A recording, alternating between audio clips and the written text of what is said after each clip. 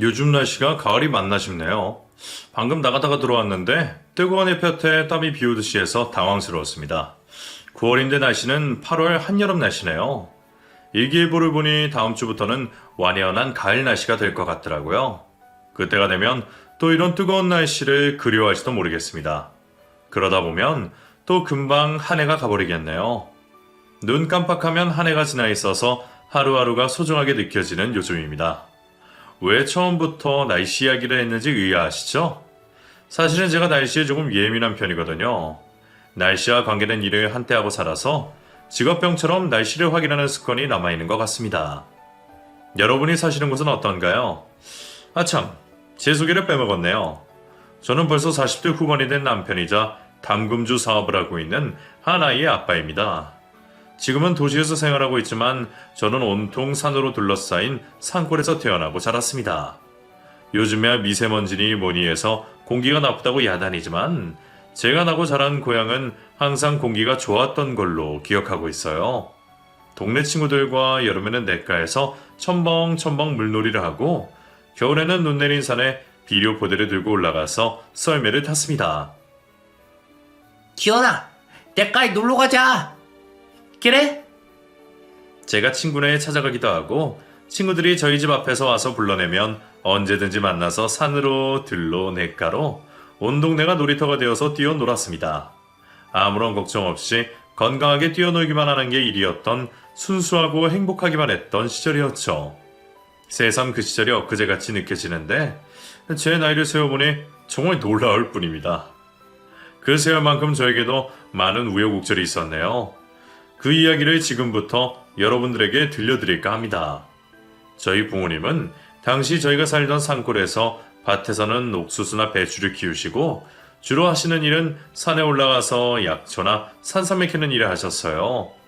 저는 친구들과 뛰어놀다가도 멍하니 산을 바라보며 저기에 저희 부모님이 계시겠지 싶어서 불현듯 엄마, 아빠. 외쳐 부르기도 했습니다. 가끔은 산속에 계시던 부모님이 제 목소리를 듣고 대답을 해주실 때도 있었어요. 그래, 기현아. 엄마, 아빠 여기 있어. 기다리지 말고 밥 먹어. 그런 메아리 같은 소리를 들으면 너무 기분이 좋아서 그 자리에서 펄쩍펄쩍 뛰었습니다. 그럴 때는 동네 가까운 산에 가볍게 약초를 캐러 가실 때였고 대부분의 시간을 저는 동생과 함께 보냈습니다. 부모님은 전국의 산을 떠돌아다니시며 산삼을 캐러 다니셨거든요. 저는 제 여동생과 둘이서 부모님이 없는 빈자리 지키며 씩씩하게 지냈습니다. 그 덕에 어릴 때부터 저는 제 스스로 밥도 짓고 웬만한 집안일을 혼자서 할 수 있었어요. 부모님은 산에서 버섯이나 약초를 키워서 시장에 가서 파셨습니다. 가끔은 산삼을 키우실 때도 있었어요. 그런 날은 저희 집 잔칫날이었습니다. 기현아, 엄마, 아빠가 산삼 캐왔다. 오늘은 고기 먹는 날이야. 동생이랑 같이 기다리고 있어. 우와, 진짜요? 이게 얼마만이래요. 엄마, 아빠 고생하셨어요. 그래, 우리 아들이 그렇게 말해주니 아빠가 힘이 나네. 조금만 기다려. 장에 갔다가 금방 고기 써서 올 테니까. 네? 항상 산에 타시는 분들이라서 저희 부모님은 손과 얼굴 피부가 거친 편이었어요. 딱딱하게 굳은 살이 박힌 손을 만질 때면 저도 얼른 어른이 되어서 부모님에게 호강을 시켜드리고 싶다는 생각을 막연히 하고 자랐습니다. 그리고 항상 산에 타시다가 다치시지 않기를 기도했어요. 가끔씩 돌에 걸려 넘어지셔서 다리나 팔을 다치고 오실 때도 있었거든요. 그럴 때마다 정말 속이 상했습니다. 아빠, 조심 좀 하세요. 이번이 몇 번째예요. 제가 그렇게 말하면 엄마가 옆에서 잔소리를 하셨어요. 그러게 말이다. 네 아빠는 주변도 좀 살피고 그렇게 다녀야 하는데 그저 약초만 눈에 띄면 그것만 보고 달려드느라고. 엄마가 몇 번씩이나 네 아빠 살렸어. 여보, 제발 조심 좀 해. 엄마가 그렇게 말씀하시면 아빠는 너털 웃음을 지으며 대답하셨습니다. 이 사람도 참 애들 걱정하겠네. 알겠어. 조심할게.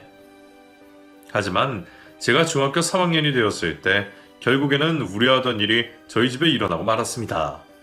저희 부모님께서 11월 중순 눈이 내린 산에 타러 가셨다가 아버지께서 그만 실족사를 하고 마셨어요. 아버지 장례식장에서 저는 동생과 함께 기절 직전까지 눈물을 흘렸습니다. 영정사진 속에 있는 저희 아버지가 금방이라도 나오셔서 저희를 안아주실 것만 같았는데 이제는 만질 수도 볼 수도 없다는 사실이 믿기지가 않았습니다. 아버지가 돌아가신 이후에 저희 어머니는 여유를 잃어버리셨어요. 더 열심히 더 많이 산을 돌아다니며 아버지의 빈자리를 메우기 위해 노력하셨습니다.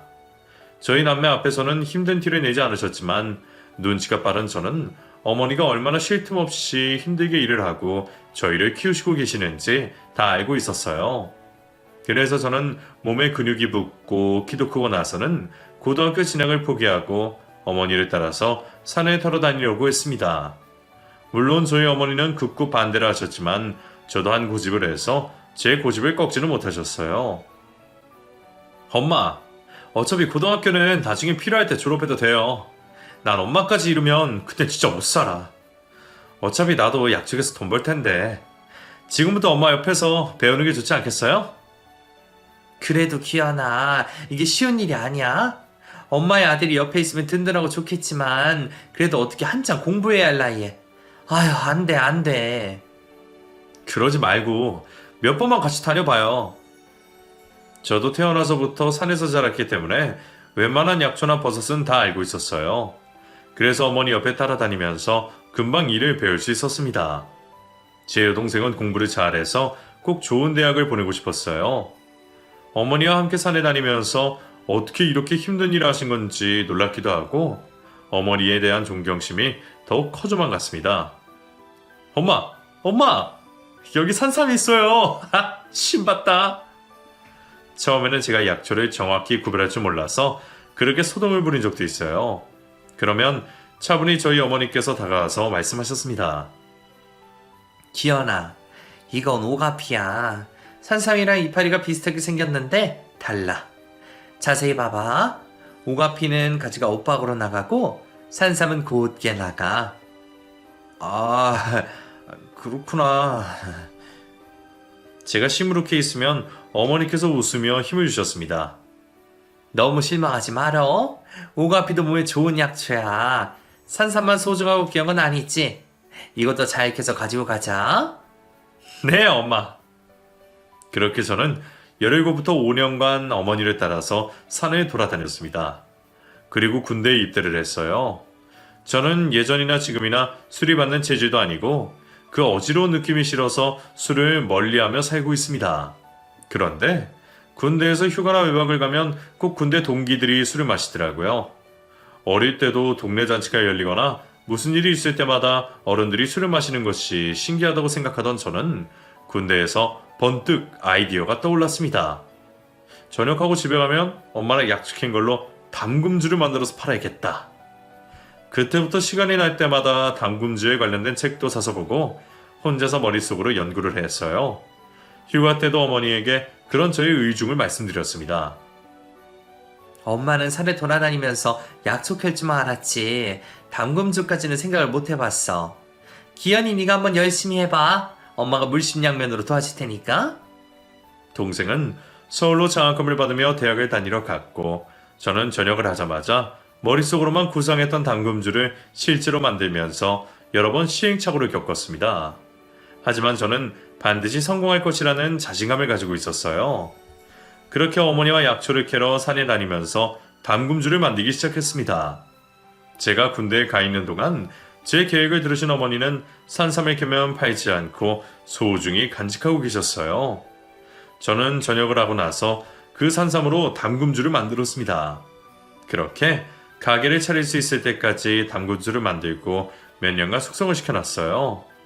그리고 전역을 하고 5년 뒤인 제 나이 20대 후반에 조금은 무리를 해서 시내에서 조금 벗어난 외곽 한켠에 작은 가게를 하나 차렸습니다. 초반에는 팔에만 날려서 내가 괜한 짓을 한 건가 싶은 생각도 들었습니다. 하지만 꾸준함이 통해서 제가 창고에 만들어 두었던 담금주를 사가는 분들이 늘어났어요. 그것도 비싼 가격에 팔 수 있었습니다. 어머니가 없이는 이루기 힘든 성과였어요.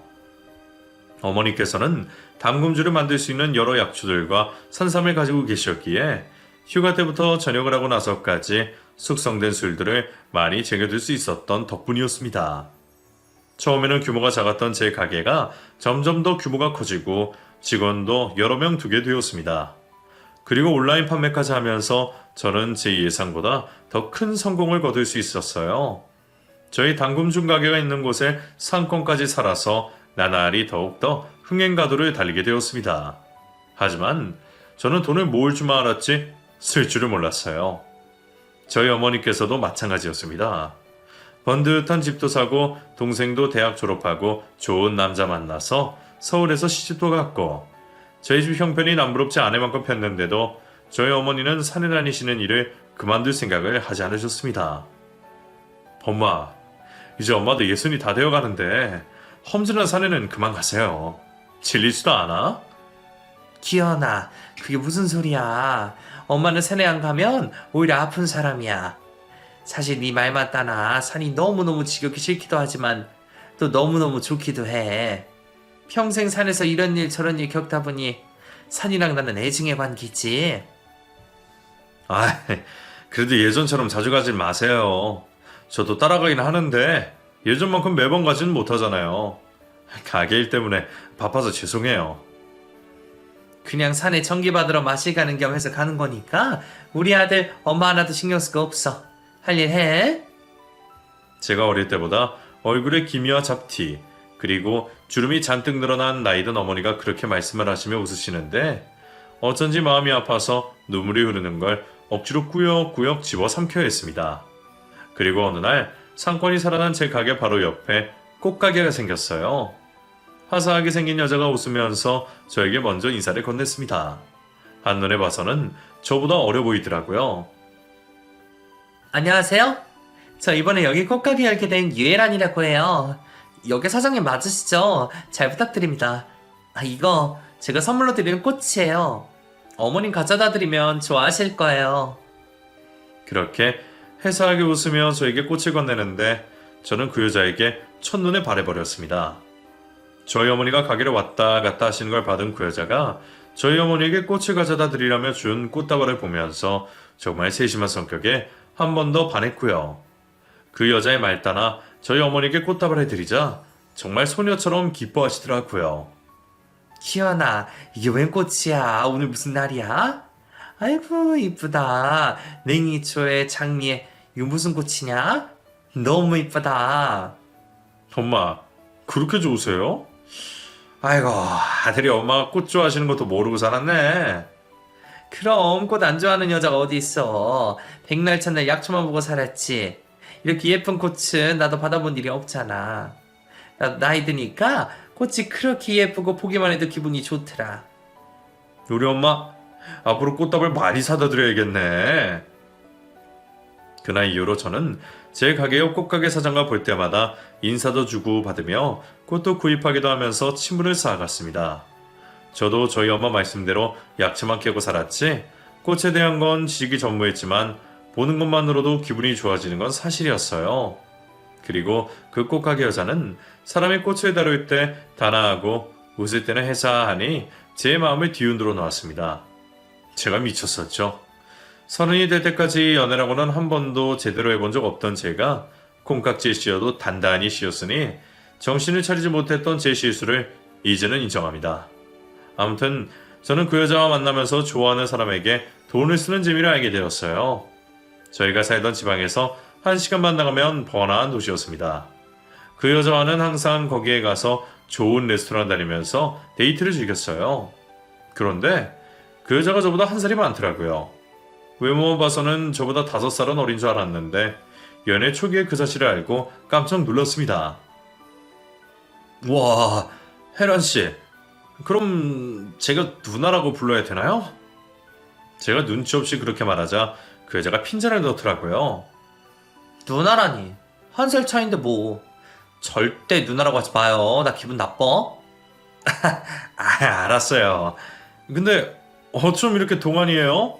나보다 5살 어린 줄 알았어요. 여자는 죽을 때까지 관리해야 하는 거예요. 저는 나이 들어서도 꽃처럼 늙을 거예요. 꼬부라진 할미꽃이 아니라 예쁘고 우아한 붉은 장미처럼요.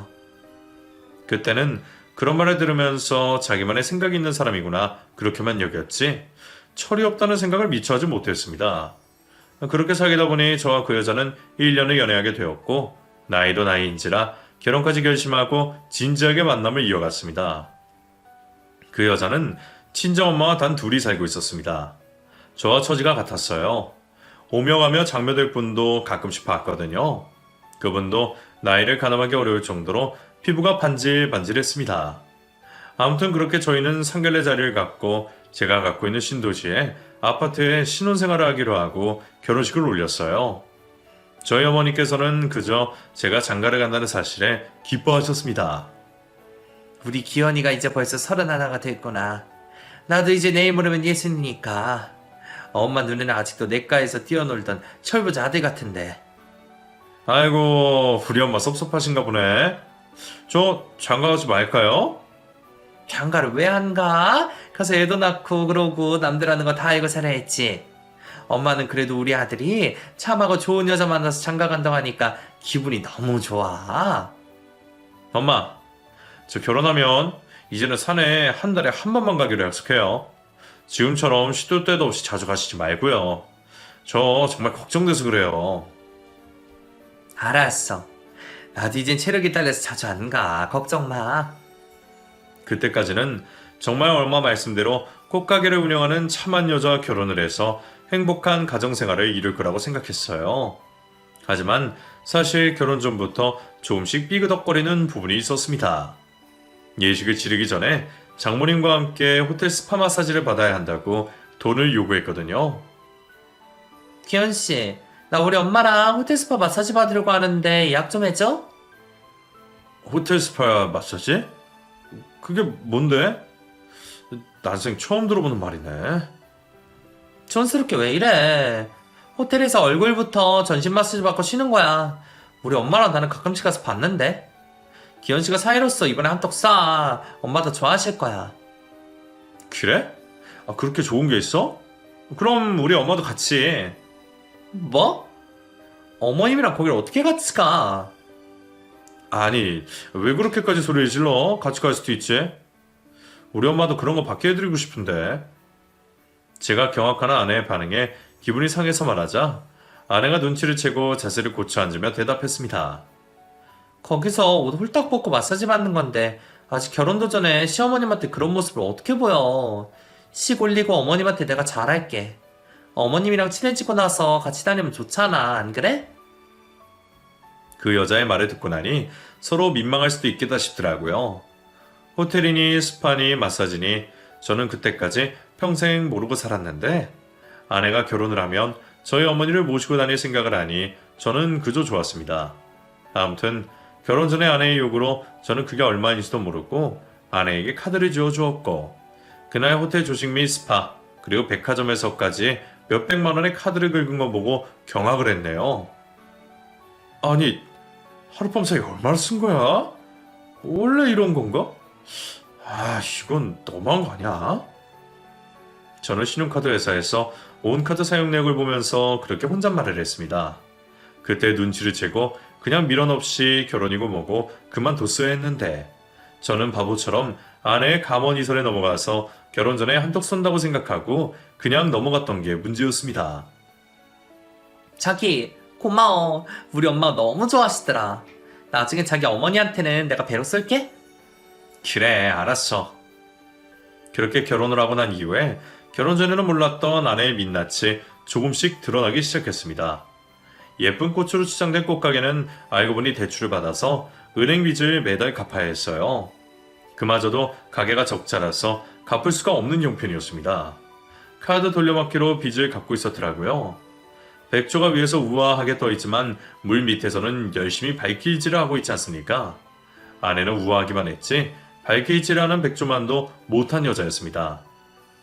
기현씨, 나 2천만 원만 융통해줄 수 없어? 2천만 원? 왜?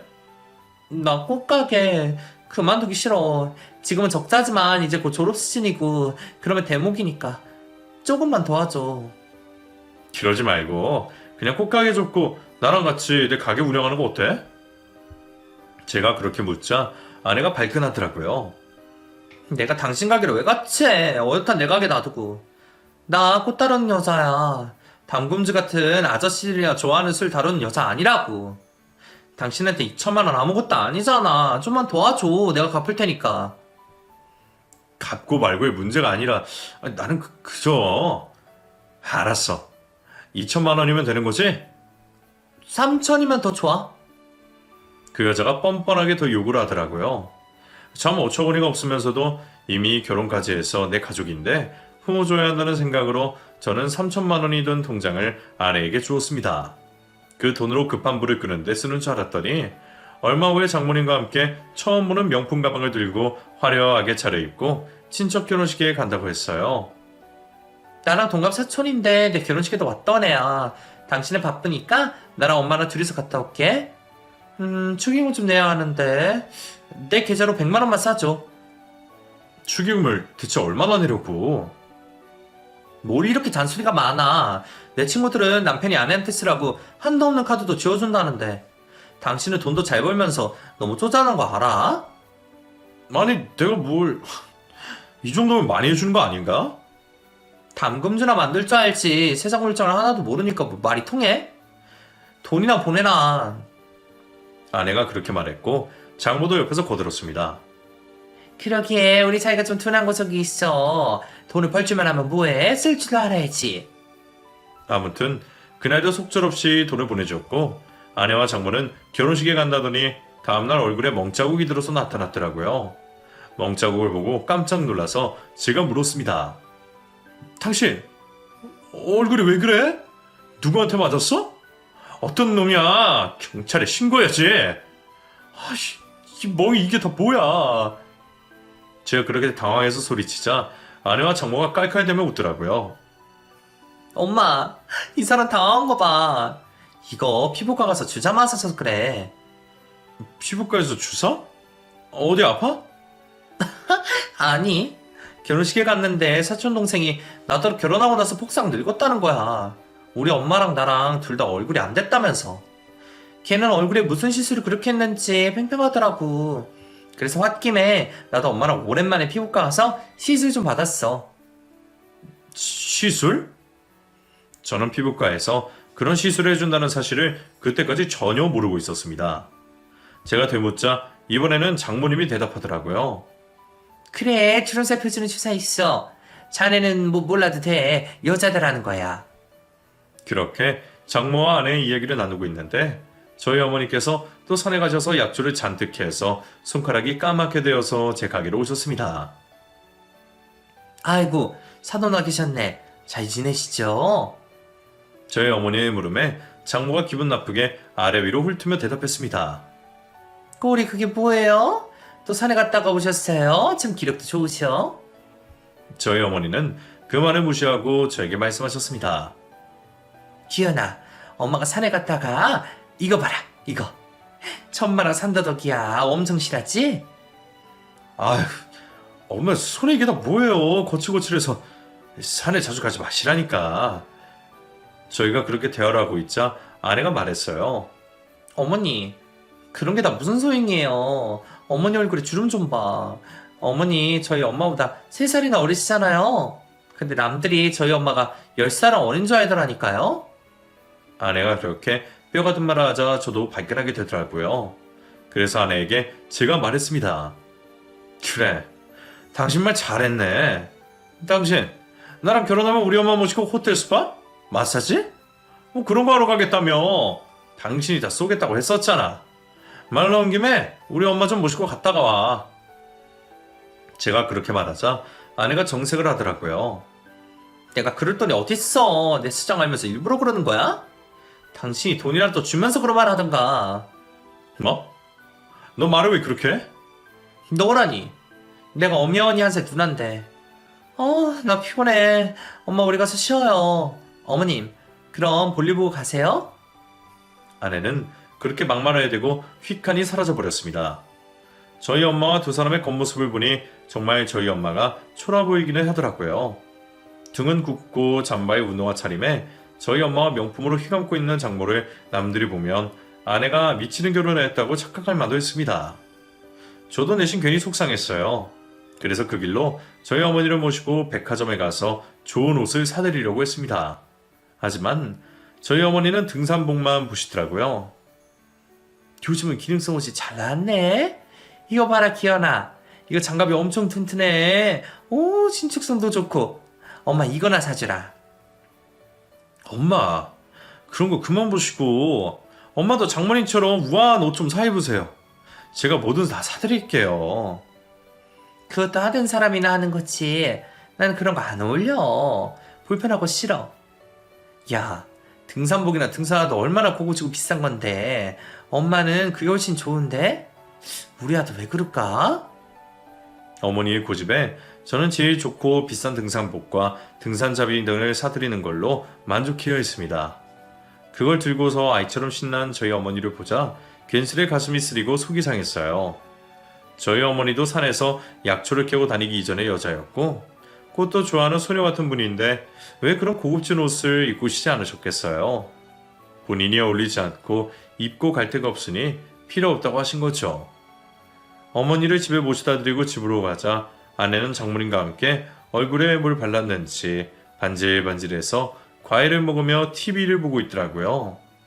제가 들어갔는데도 기척을 듣지 못했는지 둘만의 대화에 흠뻑 빠져 있었습니다.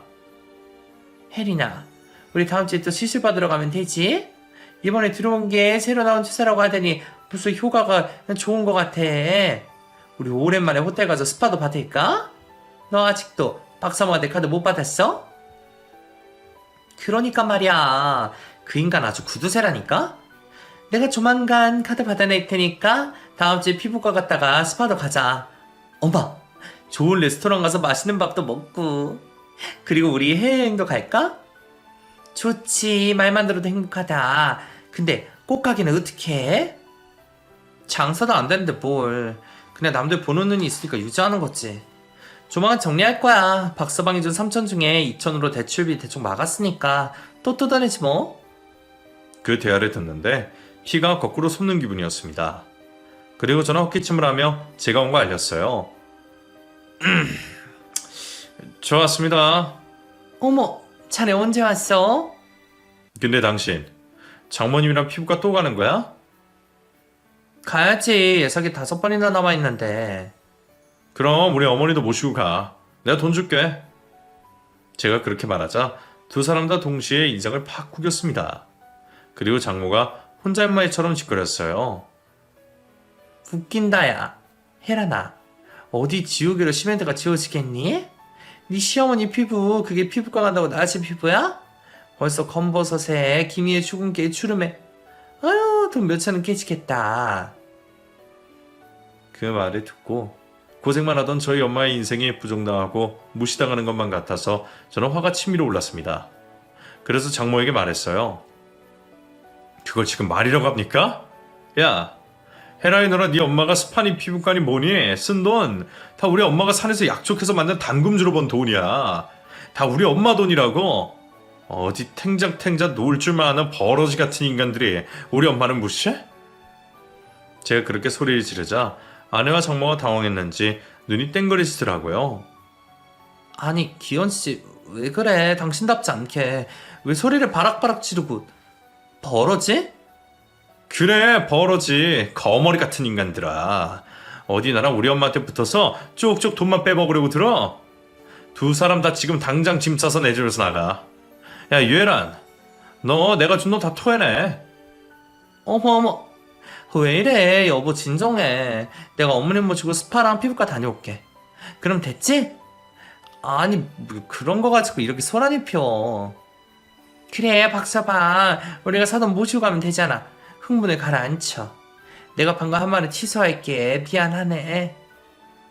두 사람은 그렇게 꼬리를 내리며 저를 진정시키려고 애를 썼습니다. 하지만 이미 때는 늦어도 한참 늦은 뒤였어요. 저는 현실을 자각하고 이 거머리들을 당장 내쫓고 싶은 마음뿐이었습니다. 다 필요 없고 지금 당장 나가. 헤라나, 아니 헤라이 누나, 우리 이혼하자. 이혼? 난 이혼 못하지. 내가 당신이랑 왜 이혼을 해? 그래? 그럼 소송해야지 뭐. 안 나가? 어차피 나가게 될 건데 그냥 지금 곱게 나가는 게 좋을 텐데. 제가 그렇게 강하게 나가자 두 사람은 저에게 싹싹 빌기 시작했습니다. 우리가 실수를 했네. 박서방, 한 번만 다시 생각해. 저한테 이럴 게 아니라 저희 엄마한테 가서 사과하세요. 겉만 번지르르하게 꾸미면 뭐합니까? 그 나이 먹도록 사람이 안 됐는데. 제가 그렇게 말하자 아내도 발끈하더라고요. 야, 박기현, 너 말 다 했어? 우리 엄마 앞에서 지금 이게 무슨 태도야? 아이고, 누님 화나셨어요? 꼴에 자존심은 있으시죠. 그러니까 짐 챙겨서 나가세요. 그럼 되잖아요. 알았어. 가면 될 거 아니야. 엄마 가요. 아내는 자존심이 상했는지 그렇게 불같이 화를 내며 본인 짐을 챙기더니 장모님 손을 붙잡고 제 집에서 나가버렸습니다. 그 모습을 보는데 거스리던 가시를 뽑은 것처럼 속이 후련하더라고요. 그리고 그날 이후부터 저는 변호사를 찾아가서 이혼 소송을 준비했습니다. 변호사는 아내가 저에게 빌려간 채무에 관련된 것도 다 반환받기 위해 열심히 소장을 작성해 주셨어요. 그리고 저는 어머니와 함께 살기 위해서 어머니 짐을 챙겨서 제 집으로 옮겼습니다. 엄마, 이제 저랑 같이 살아요. 혜란이 걔랑 이혼할 거예요. 이혼? 이혼을 왜? 하긴 엄마도 너가 결혼하고 나서 걔가 이상하긴 하다고 생각했어. 엄마, 죄송해요. 제가 못 볼 걸 보여드려서. 괜찮아. 안 맞으면 이혼도 할 수 있는 거지. 요즘 세상에 그런 게 흠이 되냐? 그래. 엄마와 같이 살면서 챙겨줄게. 가자. 그렇게 저희 어머니와 함께 살기 시작하고 아내에게 소장이 날아간 모양이더라고요. 호기롭게 제 집을 나갔던 아내와 장모가 비 맞은 쥐새끼 같은 처량한 모습으로 제 집으로 찾아왔습니다. 저녁을 먹을 준비를 하고 있던 터라 저희 어머니께서 문을 열어주셨어요. 웬일이래요? 제가 나가자 아내는 장모와 함께 저희 어머니 앞에서 냅다 무릎을 꿇고 외쳤습니다. 어머니, 기현 씨 좀 알려주세요. 저 기현 씨 없으면 못 살아요. 이혼 소장 날아왔는데 저 너무 무서워요. 제가 잘못했어요. 어머니 모시고 피부과 같이 다닐게요. 어머니 스파 안 해보셨죠? 그거 진짜 좋거든요? 저희 엄마랑 같이 가요. 아내가 그렇게 말하자 저희 어머니께서 코웃음을 치며 대답하셨습니다. 피부과? 거기 내가 왜 가냐? 내 얼굴에 주름이랑 잡티는 내가 열심히 살아온데 훈장이야. 그걸 억지로 지어봐야 무슨 소용이야. 너도 그렇게 살지 마라. 남의는 의식하고 겉만 치장하면 뭐하냐. 무슨 사람이 돼야지. 속빈 감정이 따로 없지. 어이구. 사돈 미안해요. 헤라이랑 나랑 그런 거 싹 다 끊고 열심히 꽃가게 꾸리면서 살게 한 번만 봐줘. 장모가 그렇게 말했고 이번에는 제가 나서서 대답했습니다. 이 양반들이 여기가 어디라고 찾아와서 흰소리를 하고 있어? 나가요. 한 번 속지 두 번 속나? 소송 좀이나 잘하라고. 그렇게 저는 두 사람을 내쫓아 버렸습니다. 그리고 소송을 한 끝에 저는 아내로부터 제가 주었던 돈을 돌려받을 수 있게 되었어요.